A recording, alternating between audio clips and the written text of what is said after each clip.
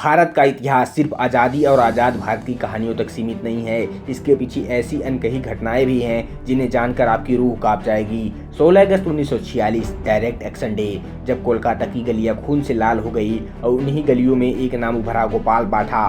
कोई उसे कसाई कहता है, कोई गुंडा तो कोई रक्षक। आखिर कौन था ये आदमी और क्यों उसकी कहानी इतिहास की किताबों से गायब कर दी गई?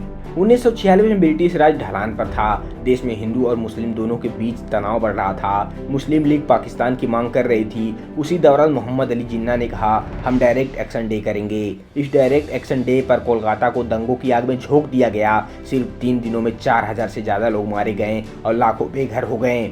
इन हालात में सामने आया गोपाल चंद्र मुखर्जी, पेशा कसाई। लोग उसे पाठा कहते थे क्योंकि वो बकरा काटता था। शारीरिक रूप से ताकतवर और जिद्दी स्वभाव का आदमी था। कसाई से गुंडा बनने तक का सफर उसने हालात के दबाव में तय किया। 16 अगस्त को मुस्लिम लीग की रैली ने हिंसक रूप ले लिया।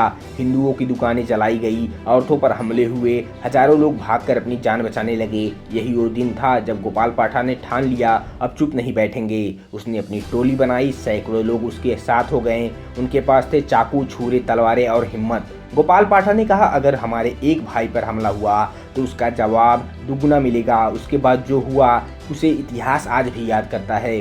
गोपाल पाठा ने दंगाइयों को उसी भाषा में जवाब दिया। उसकी टीम ने जगह जगह बैरिकेड लगाए। हिंदू मोहल्लों की रक्षा की जाने लगी। कहा जाता कि मुस्लिम लीग के गुंडे जहां हमला करते हैं, गोपाल पाठा उसी रात पलटवार करता। उसकी वजह से संतुलन बना, लेकिन खून और ज्यादा बहा। कुछ इतिहासकार कहते हैं, अगर गोपाल पाठा ना होता तो हिंदुओं का सफाया हो जाता, तो कुछ उसे हिंसा का मास्टरमाइंड भी मानते हैं। ब्रिटिश सरकार इस स्थिति को संभाल नहीं पाई। पुलिस और सेना को बुलाना पड़ा, लेकिन कोलकाता की गलियों में डर और मौत का साया बना रहा। आजादी के बाद जब भारत और पाकिस्तान अलग हुए तो दंगे और भी भड़क उठे।